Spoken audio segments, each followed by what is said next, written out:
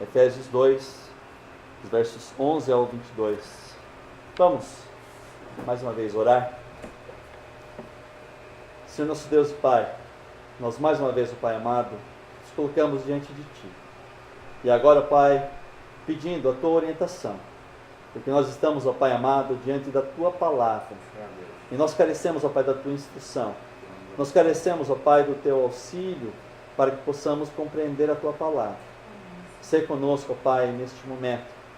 Esteja, ó Pai, abrindo os nossos ouvidos e os nossos corações, para que possamos ouvir a Tua voz. Para que sejamos, ó Pai, edificados por Ti. Para que possamos, Senhor, aprender de Ti, ó Pai, e aplicarmos isso às nossas vidas, ó Pai amado. E testemunharmos aquilo que temos experimentado do Senhor a cada instante das nossas vidas, ó Pai. Sê, ó Pai, com cada um dos irmãos aqui presentes conosco nessa noite, ó Pai. Sê com cada irmão, ó Pai, cada família aqui representada. Derrame, ó Pai, a Tua graça, a Tua paz sobre cada um dos irmãos e fortaleça-os, ó Pai, na Tua palavra. Sê com a nossa igreja aqui em Mirassol. Sê, ó Pai, com cada um dos irmãos que aqui estão militando na Tua obra, na Tua causa, Senhor. E que a cada dia, Pai, possam testemunhar aquilo que o Senhor tem feito nas suas vidas. Mais uma vez eu te peço, Pai, sê conosco, porque nós estamos diante da Tua palavra.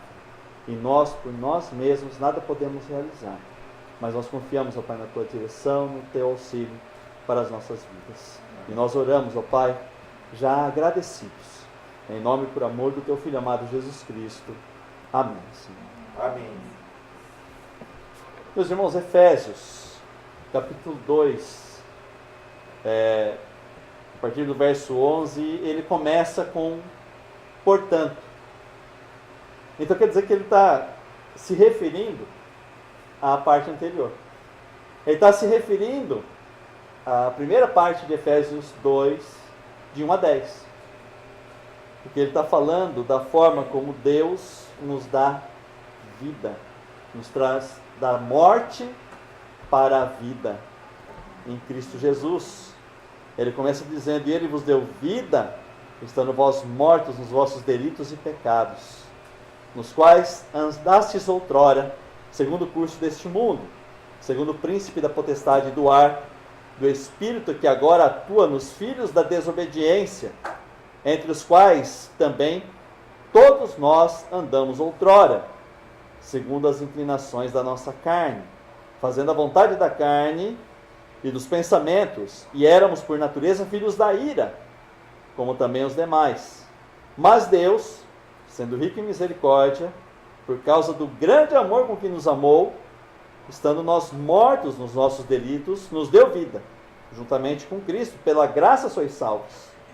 Juntamente com Ele nos ressuscitou, nos fez assentar nos lugares celestiais em Cristo Jesus, para mostrar nos séculos vindouros a suprema riqueza da sua graça, em bondade para conosco em Cristo Jesus.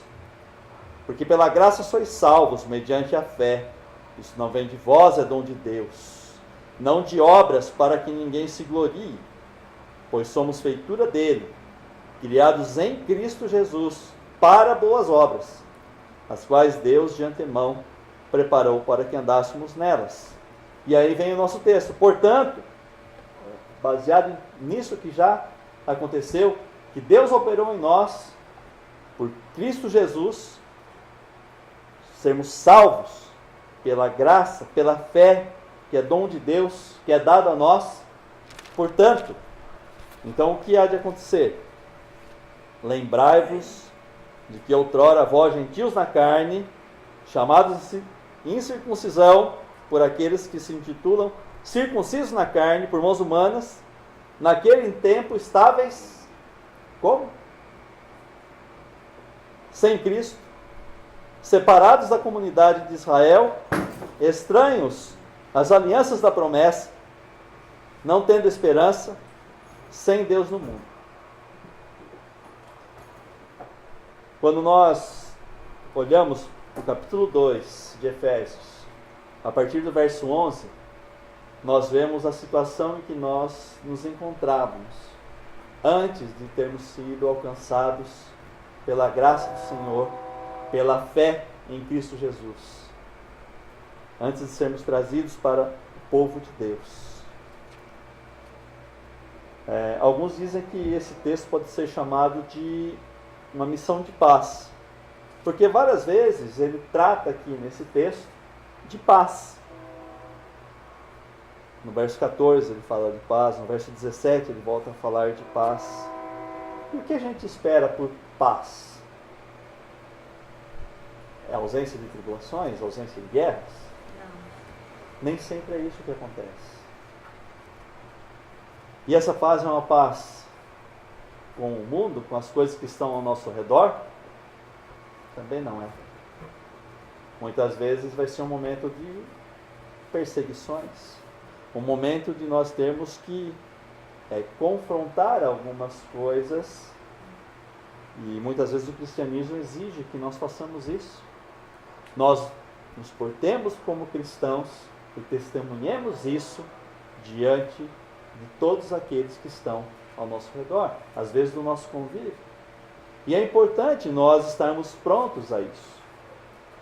Aqui, como nós estamos olhando para esse texto de Efésios, nós, quando falamos de paz, às vezes a gente pensa assim, olha, lá no Oriente Médio, geralmente tem muitas guerras. Geralmente é o que a gente imagina. E muitos homens tentaram, através de missões de paz, estabelecer a paz ali. Quanto tempo dura? Por quanto tempo permanece a paz ali? A paz humana, ela expira muito rápido. Mas não a paz que vem do Senhor Jesus. Não a paz que elimina a inimizade que havia antes e agora deixa de existir. Essa paz, ela é duradoura. A paz que Cristo nos oferece é diferente da paz que nós vemos nos nossos dias. É diferente da paz que homens tentam estabelecer entre nações. É diferente da paz que é simplesmente a ausência dessas guerras declaradas. É uma paz diferente. É uma paz que nos invade. É uma paz que, mesmo em meio a talvez guerras externas, é uma paz que nos invade o nosso coração, invade a nossa alma e nos dá a paz que vem do Senhor e excede todo entendimento. É algo completamente diferente. Mas aqui, nesses dois primeiros versos, 11 e 12, do capítulo 2 de Efésios, nós vemos a situação, a nossa situação. A situação dos gentios, daqueles que estavam sem Cristo, antes de sermos alcançados pelo Senhor Jesus. A situação que nós nos encontrávamos.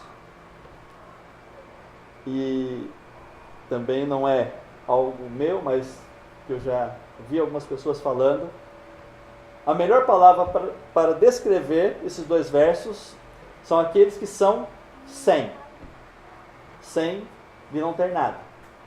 Sem Cristo, sem cidadania, sem alianças, sem esperança, sem Deus. Esse é o termo. E é o que ele nos fala. Verso 12, naquele tempo estáveis sem Cristo, separados da comunidade de Israel e estranhos às alianças da promessa, não tendo esperança, sem Deus no mundo. Aqueles que andam e caminham sem Deus, são sem esperança, sem aliança. E quando muitos têm esperança, tem naquilo que eles podem realizar. Coisas finitas, coisas que são falhas, coisas que se esvaem em pouco tempo, coisas que o vento leva, que a traça corrói, que a traça se alimenta, que a ferrugem vai também corroer, coisas que não permanecem. Muitos podem confiar nessas situações. Então a situação anterior era sem esperança, sem uma pátria. E hoje de manhã nós tratamos um pouco sobre a questão de Abraão. Em Gênesis 12, o chamado de Abraão, ele consistia também de algo que ele deveria fazer. Ele deveria ser uma bênção. O povo de Israel deveria ser uma bênção. O povo de Deus deveria levar o conhecimento de Deus. Deveria proclamar a palavra de Deus a todos os povos ao seu redor. Era o canal de Deus para a evangelização daqueles povos. Deveria servir para alcançar as pessoas.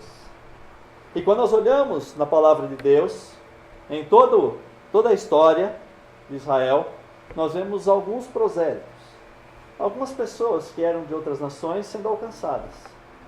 Mas não havia um empenho mais específico de Israel para divulgar a palavra de Deus. Para falar das promessas de Deus. Para anunciar e mostrar quem é o Senhor. Quem é esse Deus? Único, verdadeiro, Criador de todas as coisas, sustentador de todas as coisas. O Deus em quem nós cremos, em quem nós confiamos, o Deus que é presente nas nossas vidas. Faltava essa expansão, faltava esse empenho em falar, em demonstrar. Deus se revelava através de Israel, mas o povo de Israel mesmo não fazia essa proclamação, com algumas exceções, como eu falei. Talvez essa falta de divulgação do Evangelho, falta de divulgação da palavra de Deus no Antigo Testamento, através de Israel, deva servir de um alerta, uma advertência para a igreja cristã hoje. O quanto nós temos nos empenhado para a proclamação do Evangelho.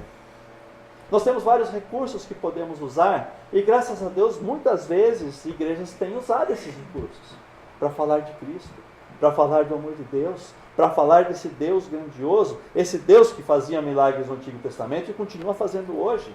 Esse Deus que estava presente na vida de Israel, está presente na nossa vida hoje. Esse Deus que não muda. Esse Deus que continua sendo todo-poderoso, que continua sendo o sustentador das nossas vidas. Mas às vezes nós nos retraímos e deixamos de divulgar, de proclamar, de anunciar o Evangelho, de falar desse Deus. E como que as pessoas sem Cristo, sem esperança, sem aliança, sem Deus vão poder encontrar esse Deus se não é anunciado, se não é proclamado, se não é vivido esse Evangelho a essas pessoas?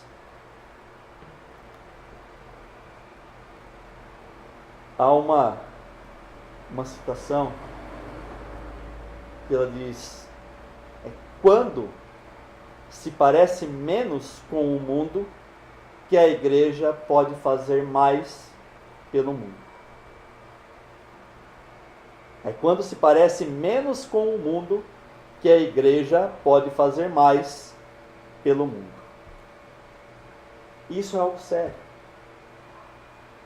Enquanto muitas igrejas, infelizmente, buscam as coisas que acontecem fora da igreja para trazer para dentro, para querer se adequar ao que acontece fora,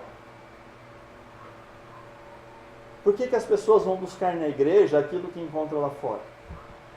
E como diria um dos nossos pastores, professor lá no seminário, fala assim: olha, e lá fora, se a gente tenta fazer algo que acontece lá fora, dentro da igreja, primeiro que a gente não deve se adequar ao que acontece fora para tentar atrair alguém para a igreja. Nós não devemos fazer armadilhas cristãs. Não é isso. Não, eu vou providenciar algo aqui, aí as pessoas vão vir, e aí eu prego o Evangelho para elas. Não é armadilha cristã. Eu não tenho que lançar uma isca, fazer um atrativo. Eu tenho que pregar o Evangelho. Eu tenho que falar da palavra de Deus. Eu tenho que anunciar a Cristo, e Cristo crucificado.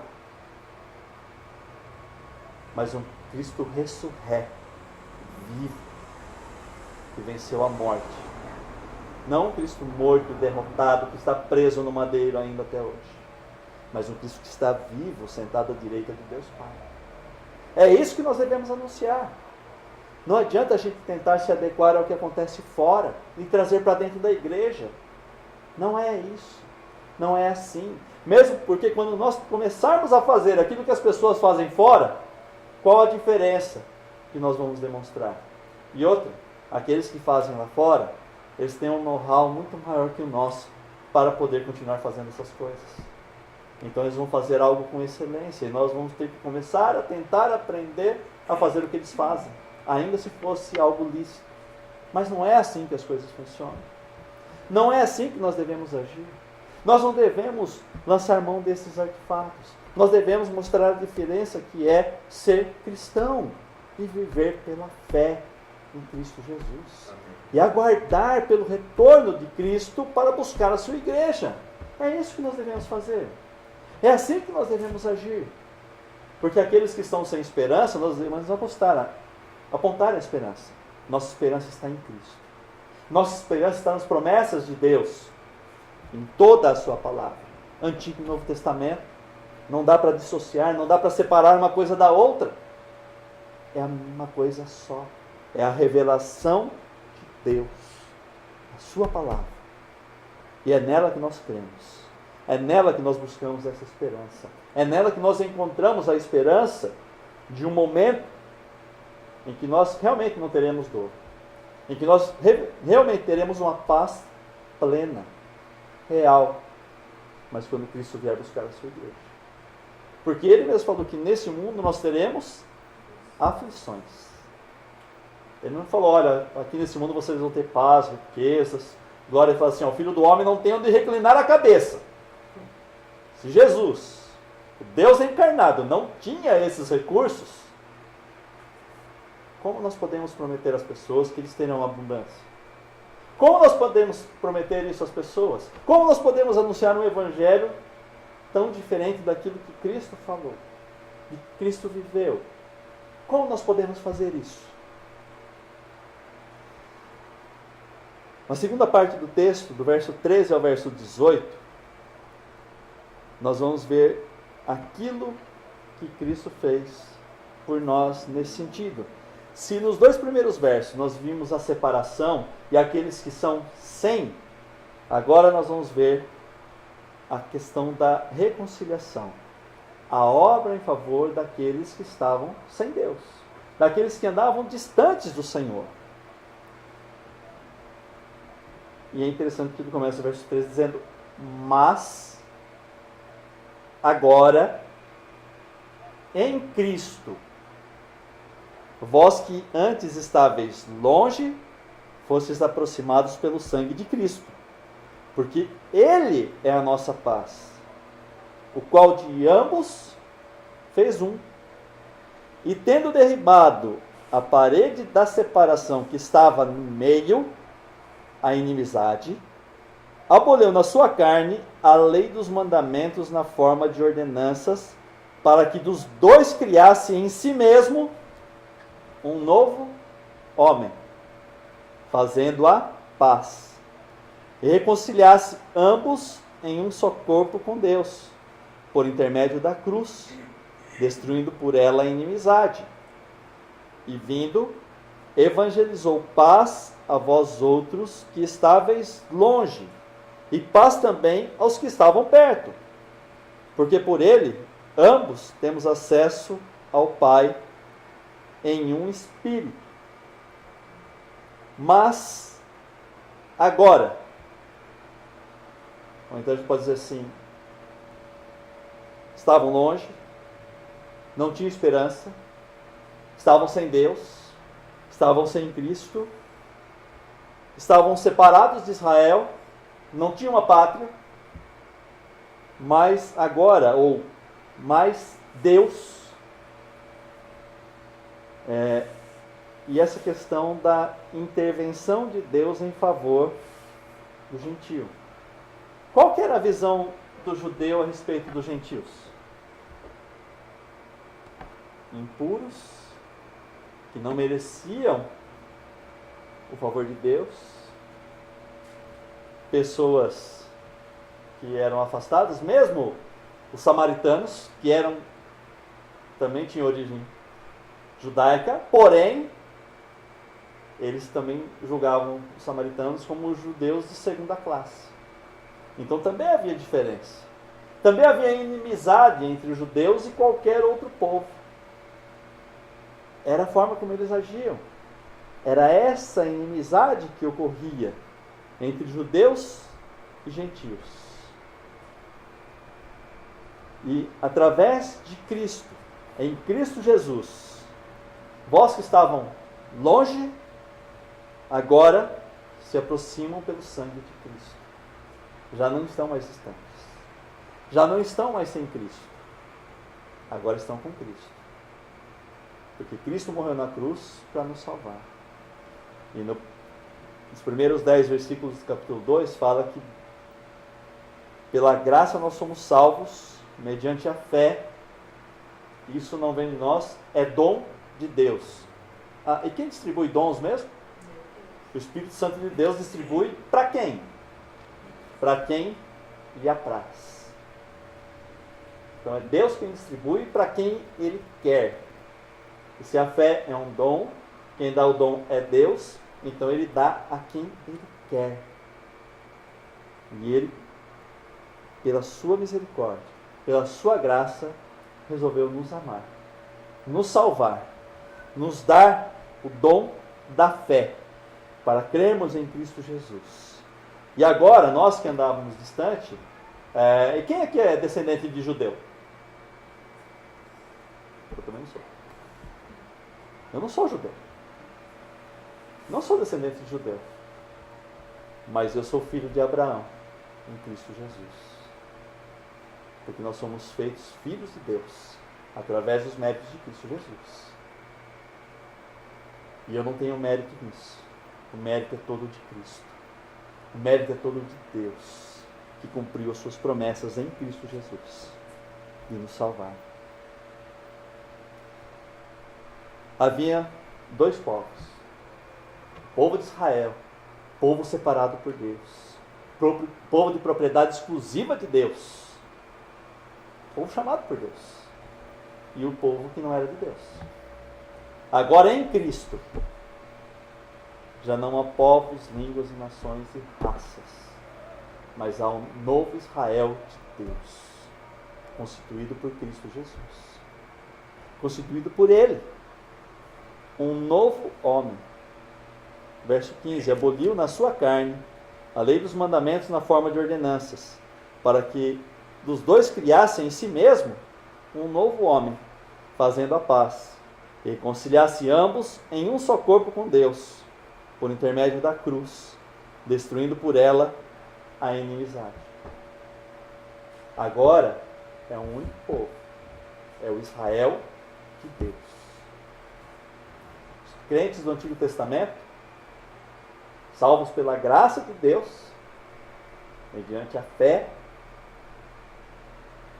nós, crentes do Novo Testamento, salvos pela graça de Deus, pela fé, nós fazemos parte do Israel de Deus, que é o povo de Deus, o povo escolhido do Senhor, separado por Deus para testemunhar aquilo que Cristo fez na cruz do Calvário. Então já não há mais inimizade, já não há mais essa distinção. É por isso que Deus trata com o Israel de Deus. É como Deus trata agora, através dos méritos de Cristo. E Ele trata um pouco mais. Quando nós olhamos aqui, não há mais agora essa questão da inimizade entre judeus e gentios, porque todos agora somos o Israel de Deus. E também não há mais inimizade entre pecadores e Deus, porque o pecado causa separação entre homem e Deus. Nós vemos isso lá no Gênesis. A partir do momento do pecado, a separação entre homem e Deus. Agora em Cristo Jesus, pelos méritos de Cristo na cruz do Calvário, aqueles que recebem o dom da fé em Deus e proclamam Cristo como seu único e suficiente Salvador, eles são reconciliados com Deus através dos méritos de Cristo Jesus. Então já não há mais essa inimizade. Cristo promove a paz entre todas as partes em seu corpo. E qual é o corpo de Cristo? É a igreja do Senhor. Corpo do Senhor Jesus Cristo, do qual Ele é a cabeça. E nós às vezes nos esquecemos disso. Nós somos membros do corpo de Cristo. É por isso que a Igreja Presbiteriana Conservadora do Brasil diz que ela é um dos ramos da Igreja de Cristo. E não é o único ramo, mas é um dos ramos da Igreja de Cristo, que professa a sua fé nas obras de Cristo Jesus, que confessa a Bíblia como sua única regra de fé e prática, que compreende que o Antigo e Novo Testamento são a revelação de Deus, para que nós possamos ser orientados, instruídos por Deus, e que nós possamos ser, através da palavra de Deus, sustentados, enriquecidos, que nós possamos encontrar essa paz que excede o entendimento, essa paz que nos dá tranquilidade para vivermos vidas agradáveis a Deus e que testemunhem aquilo que Cristo fez nas nossas vidas. Agora, na última parte do texto que nós lemos, nos versos 19 a 22, nós vamos ver essa unificação. Verso 19: assim, já não sois estrangeiros e peregrinos, mas concidadãos dos santos, e sois da família de Deus, edificados sobre o fundamento dos apóstolos e profetas, sendo Ele mesmo, Cristo Jesus, a pedra angular, no qual todo edifício, bem ajustado, cresce para santuário dedicado ao Senhor, no qual também vós, juntamente, estáis sendo edificados para a habitação de Deus no Espírito. Jesus superou todo o distanciamento que havia entre judeus e gentios, toda a divisão espiritual que poderia existir. Ele criou agora uma só nação, o Israel de Deus. Todos os cristãos, qualquer que seja a sua origem étnica, pertencem à nação santa. Verso 19: assim já não sois estrangeiros e peregrinos, mas concidadãos dos santos, sois da família de Deus. Uma só família, família de Deus. Todos somos irmãos e irmãs dentro dessa família, apesar de todas as diferenças que possam ocorrer. Quando nós vamos ministrar a ceia do Senhor, e nós temos irmãos, visitantes de outras denominações, nós dizemos: olha, essa mesa não é a mesa da Igreja Presbiteriana Conservadora do Brasil, mas é a mesa de Cristo. E aqueles que professam o Senhor Jesus Cristo como o único e suficiente Salvador das suas vidas, estão em plena comunhão com as suas igrejas, podem participar do sacramento da ceia conosco. Por isso nós incluímos essas pessoas. Por isso nós colocamos também. Por isso que nós não excluímos outros cristãos de participarem. Porque nós somos o povo de Deus. Povo escolhido de Deus, chamado por Deus para fazer parte dessa aliança. E nós devemos fazer a diferença onde estivermos. Hoje, nós temos a habitação de Deus. As pessoas falam assim: olha, vocês precisam fazer algo para atrair as pessoas. Mas se a gente olha para o Antigo Testamento, nós vimos Deus habitando primeiramente no tabernáculo, lugar feito por mãos humanas. Nós vemos Deus habitando lá. Depois, Deus habitando no templo em Jerusalém, um lugar restrito, um lugar fechado, um lugar único. E Deus declarou que estaria habitando lá. Hoje Deus habita onde? Hoje nós somos templo do Espírito Santo, habitação de Deus. Então Deus não habita mais em templos feitos por mãos humanas, mas nós somos a habitação do Espírito Santo de Deus. Se olhar para o Antigo Testamento e ver que Deus habitava num local isolado, um local onde poucas pessoas poderiam chegar, poderiam entrar, ninguém poderia ver a face de Deus, e dizer que hoje Deus habita em nós. Será que isso não é algo para estimular o suficiente as pessoas a reconhecerem Cristo como seu único e suficiente Salvador, a reconhecer que nós somos a habitação do Espírito Santo e que Deus habita em nós? Será que isso não é incentivo suficiente para as pessoas continuarem a sua caminhada? Será que não é um incentivo suficiente dizer, olha, Deus habita em mim? E não porque eu seja melhor do que ninguém, mas porque Deus resolveu me chamar para isso. Então, eles devem receber honra e glória e não eu. Eu não devo me exaltar, mas eu devo exaltar a Deus por me chamar, por me amar e por me chamar para ser seu filho, seu servo, fazer parte da sua família, da família de Deus. Quando nós olhamos aqui, aqueles que eram sem esperança, sem Cristo, separados de Israel, separados do povo santo de Deus, não tendo esperança, sem Deus no mundo, nós vemos que em Cristo tudo isso muda. Se nós estávamos sem Deus, agora nós somos a habitação de Deus, o Espírito Santo em nós. Se nós não tínhamos esperança, a nossa esperança está em Cristo, que disse que foi preparar-nos lugar e voltaria para buscar a sua igreja. E nos méritos que ele teve de se entregar na cruz do Calvário, morrer, e a sua ressurreição é a prova de que o preço foi pago, foi aceito para a remissão dos nossos pecados. É olhar para Deus, o nosso Pai, olhar para Ele e ver o amor com que Ele nos amou de entregar o seu Filho para morrer em nosso favor. É olhar para as promessas de Deus e aguardar o dia que Cristo voltará para buscar a sua igreja.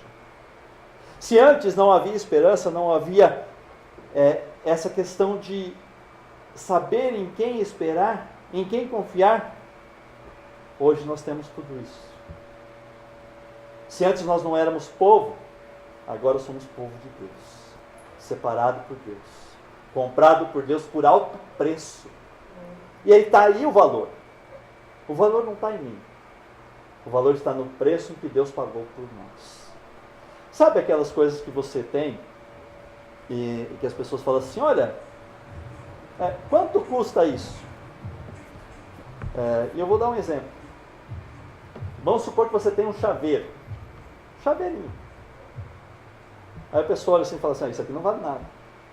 Não, realmente. Não tem valor. Mas para mim vale muito.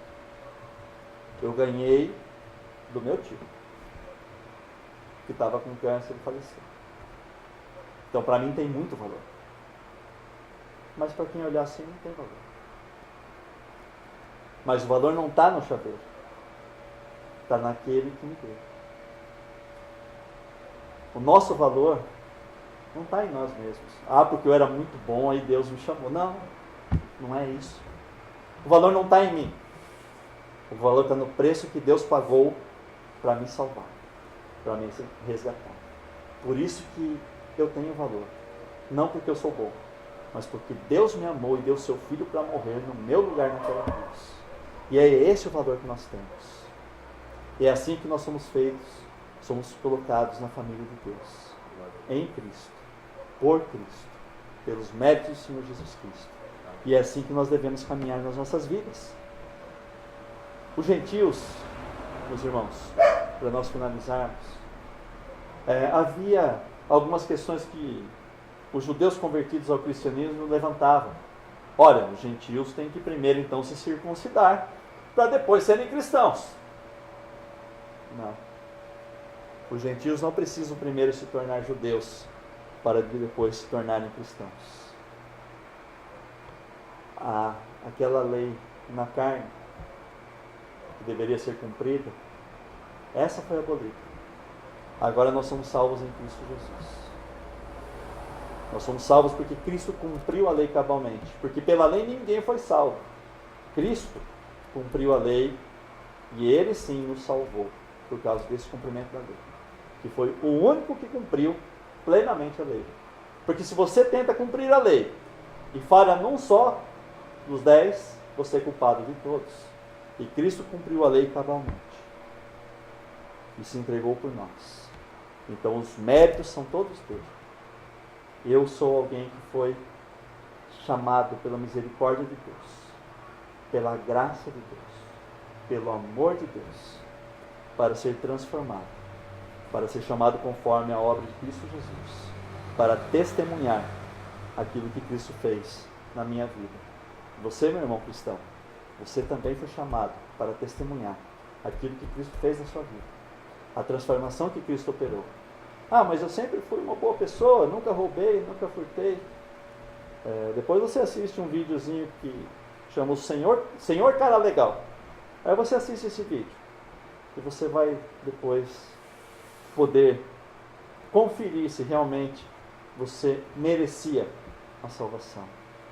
Nós merecíamos a condenação eterna, mas Deus, a sua graça, na sua misericórdia, nos salvou. E nos salvou para sermos relevantes, para sermos diferentes. Porque de que adianta nós sermos igual a tudo que acontece lá fora? De que adianta sermos igual? Não adianta nada.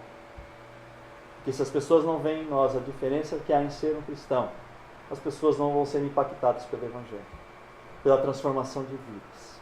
Não vão ser impactadas por aquilo que Cristo realizou em nós e por nós. E nós devemos agir assim. E eu quero finalizar com aquela mesma frase que eu já li. É quando se parece menos com o mundo que a igreja pode fazer mais pelo mundo. É mostrar que é possível viver, que é possível ter paz, que é possível ser feliz, sem se curvar aquilo que a sociedade, que o mundo diz, mas viver uma vida agradável a Deus, temente a Deus, para glorificar o nome do Senhor Jesus Cristo, exaltá-lo e glorificá-lo todos os dias da nossa vida, para que o nome dele seja exaltado, para que o nome dele seja conhecido, para que o seu Evangelho seja pregado e mais pessoas possam conhecer esse Deus de paz, esse Deus de amor, esse Deus que restaura vidas. Possa reconhecer esse Deus que é todo poderoso e que não muda. Esse Deus que entregou o seu Filho para morrer por nós. Esse Deus que, quando nós somos alcançados e salvos pelo seu Evangelho, pelo seu sacrifício na cruz, Deus Espírito Santo que vem habitar em nós e nos guia e nos conduz em todos os dias da nossa vida. Que Deus assim nos abençoe e nos fortaleça para vivermos vidas que realmente agradem ao nosso Deus. Amém.